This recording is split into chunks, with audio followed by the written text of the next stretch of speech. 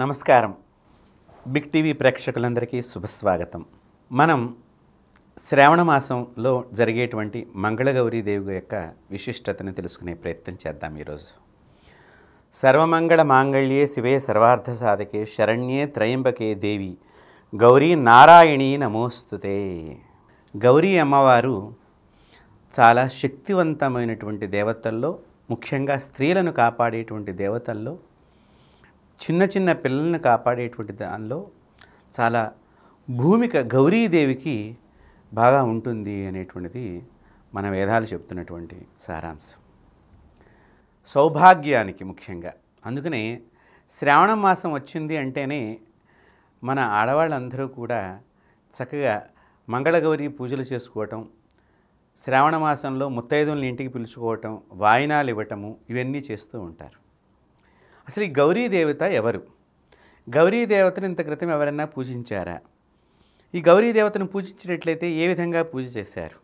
ఆ దేవత ఎలా సంరక్షించింది అని కనుక మనం ఆలోచన చేసినట్లయితే, ప్రతి ఆడపిల్ల వివాహ సమయంలో మనకి గౌరీ పూజ అనేటువంటిది ఒకటి ఉన్నది. మీరు బాగా గమనించినట్లయితే గోదావరి ప్రాంతంలో ఒక రకమైనటువంటి విధానము, తెలంగాణ ప్రాంతంలో ఒక విధానంగా గౌరీ పూజని చేయిస్తూ ఉంటారు. సరే, ప్రాంతీయంగా కొద్ది ఆచారాల్లో కొన్ని విధి విధానాల్లో కొన్ని మార్పులు ఉండవచ్చుగాక. ఏదైనా కూడా గౌరీదేవి ఆ అమ్మవారి పంచాక్షరి, గౌరీ పంచాక్షరి మహామంత్రం అని ఒకటి ఉన్నది. ఇది ఉపదేశం ద్వారా స్త్రీలు స్వీకరించాలి, సద్గురువులను ఆశ్రయించి. దాని ద్వారా వారి సౌభాగ్యానికి, వారి మాంగళ్యానికి చాలా శక్తి ఏర్పడుతుంది అని శాస్త్రము ఘోషిస్తున్నది. కన్యగా ఉండేటువంటి ముత్తైదువు చూడండి, మన దగ్గర ఎంత గొప్పగా చెప్పారో. పెళ్ళి కాని పిల్లని కన్నె ముత్తైదువు అని అన్నారు. ఆమె వివాహమైన తర్వాత ముత్తైదువుగా మారే సందర్భంలో ఈ గౌరీదేవిని ఆ పెళ్లి మండపానికి దగ్గరగా ఒక గదిలో ఆ పెళ్లి కూతుర్ని కూర్చోపెట్టి అక్కడ ఉండేటువంటి ఆ బ్రాహ్మణ పురోహితులు ఆ అమ్మాయి చేత గౌరీ పూజని చేయిస్తూ ఉంటారు. ఈ గౌరీ పూజని ఎందుకు చేయిస్తున్నారు చాలామందికి తెలియదు. ఏదో అదొక ప్రొసీజర్లో ఇలా వెళ్ళాలి అని అనుకుంటున్నారు. చాలా పొరపాటు. ప్రొసీజర్ వాస్తవమే కావచ్చు కాక, కానీ అది ఎందుకు చేస్తున్నారనే విషయాన్ని కనుక మీరు తెలుసుకున్నట్లయితే మీలో చాలా శక్తి ఏర్పడుతుందమ్మా. మాతలందరికీ మరొకసారి నేను విన్నవిస్తున్నాను, మీ ఆడపిల్లలకు పెళ్ళిళ్ళు చేసేటప్పుడు దయచేసి గౌరీ పూజ యందు అత్యంత భక్తి శ్రద్ధలతో వారిని మీరు చేయించే విధానాన్ని కనుక సంకల్పించినట్లయితే వారి భర్తకు ఆయుష్ పెరుగుతుంది, వారి సౌభాగ్యం వర్ధిల్లుతుంది, వారి దీర్ఘసుమంగళీతత్వం ఏర్పడుతుంది. ఓం గౌర్యై నమః అనేటువంటి మంత్రాన్ని ఏ స్త్రీ అయితే రోజు జపం చేస్తూ ఉంటుందో, లేకపోతే శ్రీ గౌర్యై నమః అనే మంత్రాన్ని ఎవరైతే జపం చేస్తూ ఉంటారో, ఒకవేళ వాళ్ళ పెళ్లిలో ఇది చేసుకోలేకపోయాము, ఇప్పుడు ఎలా చేసుకోవాలి అనే బాధ గనక ఉన్నట్లయితే శ్రీ గౌర్యై నమః అని ప్రతి పెళ్ళైన స్త్రీ ప్రతినిత్యము కూడా జపించాల్సిన మంత్రం. ఈ జపం చేయటం మూలకంగా వారి మాంగళ్యానికి ఏదైనా దోషం ఉన్నట్లయితే అది తొలగిపోతుంది. మీరు బాగా గుర్తుపెట్టుకోండి. ఇక్కడ ఈ పెళ్ళప్పుడు మనం చేసే చాలా దోషమైనటువంటి విధి విధానాలు ఇప్పటి రోజుల్లో బాగా ఎక్కువగా వచ్చేసాయి. క్షమించాలి నేను ఇలా చెప్తున్నందుకు. గౌరీ పూజ చేస్తున్నటువంటి ఈ పిల్లలు గౌరీదేవి యందు భక్తి భావన లేకపోవడం చాలా పెద్ద దోషం. ఈ పూజ చేస్తున్నప్పుడు ఎంతసేపు కూడా ఫోటో సంబంధించినటువంటి దాని మీదనే మనసు ఉంటుంది. అది చాలా దోషాన్ని ఇస్తుంది. దయచేసి మీరు అక్కడ పూజ చేసేటప్పుడు పూజ చేస్తున్నంతసేపు కూడా ఆ గౌరీదేవి యొక్క పాద పద్మాలని మీరు ఎదురుగుండా దర్శనం చేస్తూ, ఆ గౌరీదేవిలాగా నేను కూడా అవ్వాలి, నా భర్తను రక్షించేటువంటి శక్తిని కలిగిన దాన్ని కావాలి అనే సంకల్పంతో మీరు ఉన్నట్లయితే మీ భర్తకు ప్రమాదమే రాదు. గౌరీ అంటే సాక్షాత్తు పార్వతీదేవి, అనేకమైనటువంటి అమంగళాలను తొలగించేటువంటి శక్తి స్వరూపిణి గౌరీ. అందులో ముఖ్యంగా స్త్రీలను రక్షిస్తూ వారి పిల్లలను రక్షించేటువంటి ప్రధాన భూమిక ఈ దేవత యొక్క గొప్పదనం. కాబట్టి పసుపు ముద్దగా కానీ కొంతమంది రాజమండ్రి ప్రాంతంలో ఒక శిల రూపకంగా పెట్టుకుని చేస్తూ ఉంటారు. కొంతమంది చెక్కని ఆ విధమైనటువంటి రూపకంగా పెట్టుకుని పూజ చేస్తూ ఉంటారు. దానికి పసుపు రాసి గౌరమ్మగా భావన చేసి గౌరీ మంత్రాలతో ఆవాహన చేసి గౌరీదేవి యొక్క అష్టోత్తరాన్ని చేస్తూ ఉంటారు. అలాగే శ్రీ గౌర్యై నమః అని మీరు ప్రతిరోజు కూడా చక్కని పసుపు రంగు వస్త్రాన్ని ధరించి, ఒంటి మీద పసుపు రంగు వస్త్రాన్ని ధరించి, కాళ్లకు పసుపు పారాణి పెట్టుకుని, ముఖానికి కూడా చక్కగా పసుపు రాసుకుని, దాని మీద ఆవు నెయ్యి రాసి దాని మీద కుంకాన్ని ధరించి, ఎప్పుడైతే ఈ ఆవు నెయ్యి పసుపు మీరు రాసుకుంటారో ఇక్కడ స్వేద రంధ్రాల ద్వారా, ఈ కనుబొమ్మల మధ్య ఉండేటువంటి స్వేద రంధ్రాల ద్వారా ఆ నెయ్యి ఈ గొంతుకు దగ్గర ఉండేటువంటి థైరాయిడ్ గ్రంథిని చక్కగా పనిచేసేటట్టు చేస్తుందండి. అందుకని మన పూర్వీకులు ఎప్పుడూ కూడా, మన పూర్వంలో ఆడవాళ్ళకి థైరాయిడ్ వ్యాధి లేదు. ఇప్పుడు చాలామందికి థైరాయిడ్ వ్యాధి వస్తుంది. థైరాయిడ్ ద్వారా సంతానలేమి సమస్యలు వస్తున్నాయి. అందుకనే నేను ఇందాక చెప్పాను, గౌరీదేవి పిల్లల్ని సంరక్షించే దేవత. ఆవిడ పసుపు స్వరూపాన్ని ధరించినటువంటిది. వ్యాధులను నశింపజేసి, స్త్రీలకు వచ్చేటువంటి వ్యాధులను నశింపచేస్తుంది. అంతేకాకుండా తన సౌభాగ్యాన్ని కాపాడుతుంది. పురుషుణ్ణి కూడా కాపాడగలిగే శక్తి ఎవరైతే కనుక శ్రీ గౌరీ నమః అనే మంత్రాన్ని జపం చేస్తూ వారి శక్తిని సంపాదించుకుంటారో, వారి భర్తకి ఏదన్నా కీడు వస్తే వీరి జపశక్తి ద్వారా దాన్ని పోగొట్టవచ్చు. మంత్రశాస్త్రం చెప్తున్నది ఆ విధంగా. కాబట్టి దయచేసి ఈ పసుపుని స్త్రీలు ఎక్కువగా వాడటం మూలకంగా ఈ థైరాయిడ్ గ్రంథి అనేటువంటిది సమానంగా పనిచేస్తూ ఉంటుంది, ఎక్కువ తక్కువ లేకుండా. తద్వారా ససంతాన సౌభాగ్యవంతులు అవుతారు స్త్రీలు. అందుకని ఈ పెళ్ళప్పుడు కనీసం అంతకుముందర చేశారో లేదో చేస్తూ ఉండవచ్చు. కొన్ని కుటుంబాలలో ఇప్పటికీ కూడా ప్రతినిత్యము కూడా ఆడపిల్ల చేత గౌరీ దేవి నమస్కారమో గౌరీ స్మరణో కొంతమంది ఇళ్లల్లో ఆచారంగా ఉన్నది. ఆ జపం చేయించే లక్షణం ఉన్నది. చేశారో చేయలేదో తెలియదు. ఇప్పటి నుంచైనా తను భర్తను పొందుతోంది కాబట్టి ఇప్పటి నుంచైనా తను శక్తివంతురాలు కావాలి, తన భర్తను రక్షించేటువంటి స్త్రీమూర్తిగా మారాలి అని చెప్పి మన యొక్క పురోహితులు ఆ పెళ్లి మండపానికి దగ్గరగా గౌరీదేవిని పెట్టి గౌరీ స్మరణం చేయిస్తూ ఉంటారు ఆ పెళ్లి కూతురు చేత గౌరీ మంత్రాలతో. ఎప్పుడైతే ఈ గౌరీ మంత్రాలను వీరు చేస్తూ ఉంటారో ఆ దేవత వీరి యందు ప్రేమను పొందుతుంది. ఎప్పుడైతే ఆ ప్రేమను పొందినటువంటి వాళ్ళు వీళ్ళయ్యారో దాన్ని ఆ రోజు నుంచి తమ జీవితం లోపలికి తీసుకొచ్చుకోవాలి ఆ శక్తిని. అంటే ఆ ఒక్క రోజే చేయకూడదు, నిరంతరము దాన్ని.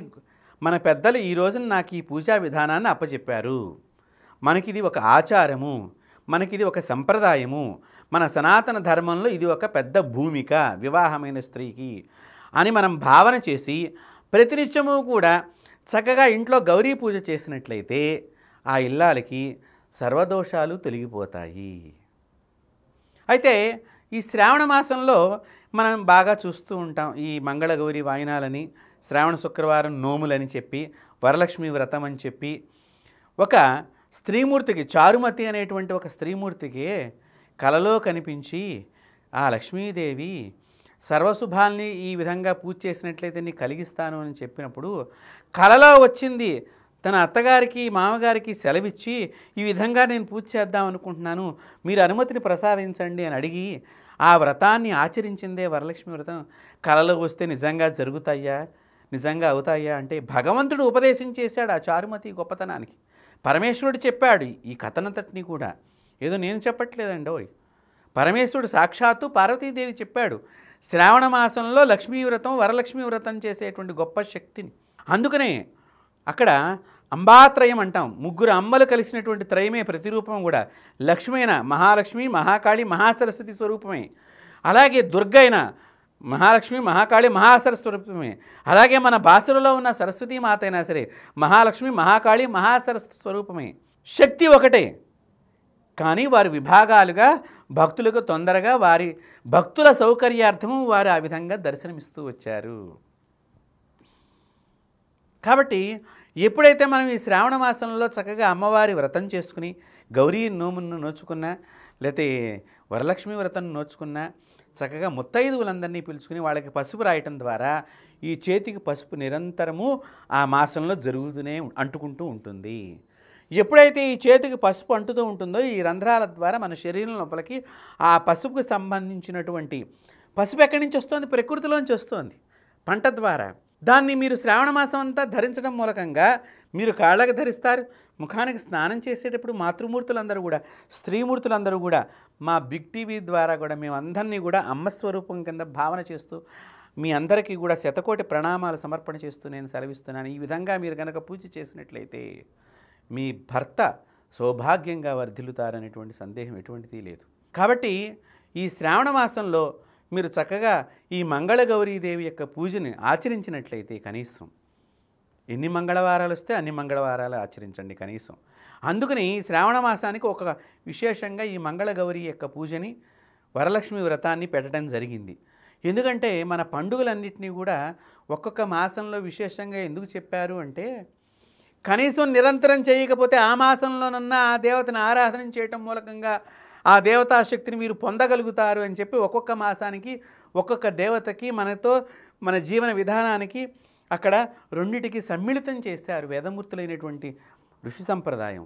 ఋషులు ఆ విధంగా మనకి కనెక్టివిటీ పెట్టారు ఆ మాసంలో ఆ దేవతకి మనకి. కనీసం అప్పుడన్నా వీళ్ళు కలియుగంలో రాను రాను ఇవి తగ్గిపోతూ ఉంటాయి, నిత్యము చేయాల్సినవన్నీ కనీసం ఒక మాసంలోనన్నా పెడితే ఆ మాసానికి బంధంగా వీళ్ళు పనిచేస్తూ ఆ పూజలు చేసుకుని ఆ శక్తిని సంపాదించుకుంటారు అని చెప్పి. నిజంగా చెప్పాలి అంటే పెళ్లి మండపం దగ్గర మొదలుపెట్టినటువంటి గౌరీ పూజ ఆ మాతృమూర్తి నిరంతరము కూడా తన జీవించినంతకాలం చేస్తూనే ఉండాలి. తద్వారా తన సౌభాగ్యం వృద్ధి చెందుతుంది, అలాగే పిల్లలు వృద్ధి చెందుతారు, తన ఆరోగ్యం కూడా పరిరక్షింపబడుతుంది. ఇక్కడ అందుకనే గౌరీదేవికి చలివిడి అంటే చాలా ఇష్టం అండి. ఎందుకు చలివిడి అంటే ఇష్టమో తెలుసా అండి? ఆ చలివిడి చల్లందనాన్ని ఇస్తుంది గర్భానికి. బెల్లంతో తయారు చేయబడినటువంటి, ఆవు నెయ్యితో తయారు చేయబడినటువంటి, బియ్యపు పిండితో చేయబడినటువంటి ఈ పదార్థం చలిమిడి అని అంటాం మనం. ఈ చలిమిడిలో కొంచెం కొబ్బరి ముక్కలు కూడా వేయించి వేస్తారు, దానిలో ఆవు నెయ్యిలో వేయించి వేస్తారు కొబ్బరి ముక్కలు. ఈ చలిమిడి తినటం మూలకంగా గర్భంలో ఉండేటువంటి సర్వదోషాలు తొలగిపోయి చాలా చక్కగా ఆ గర్భంలో ఉండే శిశువు ఎదగటానికి ఉపయోగపడుతుంది ఈ చలిమిడి. అందుకనే గర్భిణీ స్త్రీలకు కొన్ని ప్రాంతాల్లో 3వ నెలలో చలిమిడిచ్చే సంప్రదాయం ఉంది, కొన్ని ప్రాంతాల్లో 5వ నెలలో చలిమిడి పెడతారు. ఆ చలిమిడి పెట్టేటప్పుడు 3 ముద్దలుగా చేసి పెడుతూ ఉంటారు. అమ్మ కడుపు చల్లగా, అత్త కడుపు చల్లగా, నీ కడుపు చల్లగా, నీ కడుపు పండగ అని, అంటే 3 ముద్దల చలిమిడి పెట్టి ఒక ముద్దని పుట్టింటికి మనమని చెప్తారు మళ్ళీ ఆ గర్భిణీ స్త్రీ, ఒకటి అత్తగారింటికి, ఒకటి నువ్వు రోజు అది ప్రసాదం కింద భావన చేసి తింటూ ఉండాలమ్మా అని చెప్పండి. ఏంటంటే గర్భంలో శిశువుని రక్షించేటువంటి పదార్థం ఏదైతే ఉన్నదో అది గౌరీదేవతకి ఇష్టము. అందుకనే శ్రావణ మాసంలో మంగళగౌరీ వాయినాల్లో తప్పకుండా చలిమిడి ముద్దని పెట్టే సంప్రదాయం మనకు వచ్చింది. కావున మీరందరూ తెలుసుకోవాల్సింది ఆహారపు అలవాట్లు, ప్రకృతితో, దేవతతో మన జీవన విధానాన్ని, వేదం మన జీవన విధానం. వేదం ఎలా చెప్పింది మనకి? మన యొక్క శరీర ఆరోగ్యాన్ని మనం కాపాడుకుంటూ మన శరీరాన్ని చక్కగా, భగవంతుడు ఇచ్చిన శరీరం అండి ఇది, ఎంత అందమైన సుందరమైనటువంటి శరీరాన్ని మనం ఈ రోజున పాడు చేసుకుంటున్నాము. అనేకమైనటువంటి చెడ్డ పనుల ద్వారా ఈ శరీరాన్ని మనం పాడు చేసుకుంటున్నాము. భగవంతుడు మనల్ని ఒక్కొక్కరిని ఒక్కొక్క మంచి పని చేయడానికి సృష్టించాడు. అది గనక మనం ప్రతి ఒక్కరం గనక తెలుసుకున్నట్లయితే ఈ శరీరాన్ని సత్కార్యక్రమాలకి, సత్కర్మలకి మనం ఉపయోగించి చూడండి. చరిత్రలో కీర్తిని భూమి మీద వదిలివేసి వెళ్ళారు కాబట్టే మన పూర్వీకులు కీర్తి శేషులయ్యారు. వారు సంపాదించుకున్న పుణ్యాన్నిటండి కొంత భూమి మీద వదిలేసి వెళ్ళారు వాళ్ళ ఇంటిలో. ప్రతి ఇంటి పురుషుడు, ప్రతి ఇంటి యొక్క మాతృమూర్తి కూడా వారి వారి కీర్తిని వారి వంశంలో కొంత కింద భూమి మీద పెట్టి పైకి వెళ్ళారు. మొత్తం కీర్తిని తీసుకెళ్ళలేదుటండి వాళ్ళు. ఎందుకు? ఆ కీర్తి వలన వీళ్ళు కూడా మంచిగా జీవనం సాగించాలి, ఫలానా వంశం వారు ఫలానా కీర్తి గడించిన వాళ్ళు అని చెప్పుకోవాలి ప్రపంచం అని చెప్పి వాళ్ళు మరణించారటండి అలాగా. అందువలన వాళ్ళని కీర్తి శేషులు అన్నారు. కీర్తిని శేషంగా భూమి మీద వదిలి వెళ్ళారు కాబట్టి. చూడండి, మనం చనిపోయిన ఫోటో వాళ్ళ ఫోటో దగ్గర కే మళ్ళీ 2 డాట్సు షే అని డాట్స్ పెడతాం. ఏదో అర్థం కాదు, ఏదో కీర్తిశేషులు అనుకుంటూ ఉంటాం. ఎంత గొప్ప అర్థం ఉన్నదో దానిలో ఆలోచన చేసినట్లయితే హిందూ సనాతన ధర్మంలో, సనాతనమైనటువంటి వేద జీవన విధానంలో ప్రతిదీ మనిషిని రక్షించేది, మనిషిని కాపాడేది. మనిషి అంటే ఇక్కడ మగ ఉన్నది, ఆడ ఉన్నది. ఇది ఒక లింగభేదం లేదు ఇక్కడ. ఇక్కడ అందరూ ఇక్కడ పురుషుడు అంటే మన వేదార్థంలో పురుష అనే శబ్దాన్ని స్త్రీకి వర్తించారు, పురుషుడికి వర్తించారు. కాబట్టి ఎప్పుడైతే కనుక ఈ స్త్రీలు ఈ మాదిరిగా గౌరీదేవికి ఇష్టమైనటువంటి చలివిడిని మనం నైవేద్యం చేసి ఈ తల్లిగారు వచ్చి కడుపుతో ఉన్నటువంటి ఈ కూతురికి ఈ చలివిడి ఉండలు కనుక పెట్టినట్లయితే ఆ పెట్టేటప్పుడు కూడా ఏంటి, ఒక వస్త్రము, గాజులు. అందుకనే సీమంతం చేసేటప్పుడు పట్టుకొస్తారు ఇవన్నీ కూడా. ఈ సీమంతం చేసేటప్పుడు పట్టుకొచ్చి ఈ చలివిడంతా పెడుతూ ఉంటారు. ఇప్పుడు కాలంలో ఏమైపోయిందంటే ఏదో సీమంతం 9వ నెలకు వెళ్ళిపోయింది. అప్పుడు కాదండి చేయవలసింది, అసలు నిజంగా చెప్పాలంటే 5వ మాసంలో చెయ్యాలి. ఆ చేసినప్పుడు అప్పటి నుంచి ఈ చలిమిడి తినటం మూలకంగా ఈ పిండం లోపల ఒక రకమైనటువంటి శక్తి ఆ పిండానికి, ఆహారానికి అందుతుంది. బుద్ధి ప్రచోదితం అవుతుంది. ఈ ప్రచోదితమైనటువంటి సంతానం మంచి బుద్ధి కలిగినటువంటి వాడు వాళ్ళకు పుత్రుడుగానో పుత్రికగానో ఉద్భవించి వాళ్ళ వంశాన్ని కీర్తి ప్రతిష్టలకు తీసుకొస్తారు. అదే గౌరీదేవి శక్తి. అందుకని గౌరీ పిల్లలను రక్షించేటువంటి దేవత.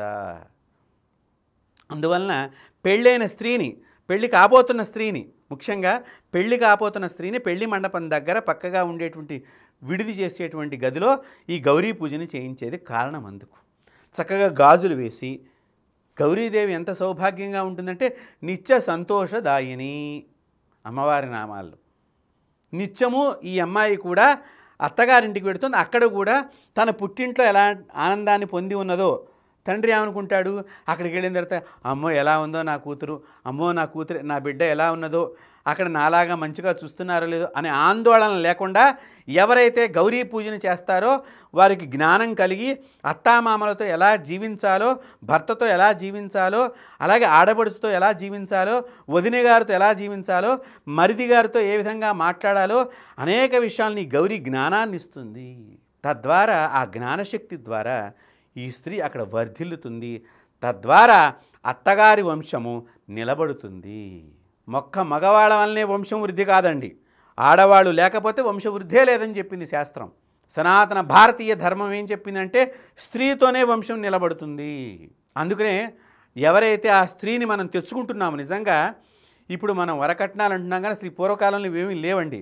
కన్యాశుల్కం అని ఉండేది. ఎందుకుట, నా గురించి ఒక మగవాడు పెళ్లి చేసుకునే అమ్మాయి నా గురించి ఆ అత్తగారు కన్నది కాబట్టి ఆ అత్తగారు అనేటువంటి ఆ అమ్మాయిని కనకపోతే నాకు కనుక దేవయజ్ఞము, పితృయజ్ఞము, భూతయజ్ఞము ఇవన్నీ యజ్ఞాలు చేసే అర్హత లేదు కాబట్టి ఆ అమ్మాయిని కని నాకు ఇస్తోంది కాబట్టి ఆనందంగా నువ్వు నాకు ఇస్తున్నావు, నాకు అన్ని రకాలుగా సహకరించడానికి అత్తయ్య గారు నన్ను సంతోషపెడుతున్నారు, నా సంతోషాన్ని ఈ విధంగా తెలియజేసుకుంటున్నానని చెప్పి కొద్దిపాటి ధన సహాయాన్ని అందించటం అక్కడ. ఇప్పుడు అది వరకట్నం కింద మరి మగవాళ్ళు తీసుకున్నారు, చాలా తప్పు చేస్తున్నారు అసలు మగవాళ్ళందరూ కూడా. కాబట్టి గౌరీదేవి యొక్క గొప్ప శక్తి అది. ఎప్పుడూ కూడా ఆడదాన్ని సంతోష పెట్టడం అనేది చెప్పే విషయమే ఈ పెళ్లిలో చేసేటువంటి తంతంతా కూడా. కాబట్టి దయచేసి శ్రావణ మాసంలో మనందరం కూడా ఒకసారి మా బిగ్ టీవీ ద్వారా ఈ గౌరీ పూజనంతటిని కూడా ఎలా చేయాలి అనేది సామూహికంగా అందరి చేత చేయించేటువంటి, త్వరలో చేయించేటువంటి కార్యక్రమాన్ని ఏర్పాటు చేసి మీరందరూ కూడా ఆ గౌరీదేవత అనుగ్రహానికి పాత్రులు కావాలని చెప్పి కోరుకుంటూ సర్వదా దీర్ఘసుమంగళిగా వర్ధిల్లాలి. ఈ ప్రపంచంలో ప్రతి మాతృమూర్తి కూడా తన భర్తతో, పిల్లలతో ఆనందంగా జీవనం సాగించాలని చెప్పి ఆ గౌరీమాతకు అనేక నమస్కారాలు తెలియజేస్తూ శుభం భూయాత్. నమస్కారం. For more videos like this, subscribe Big TV channel.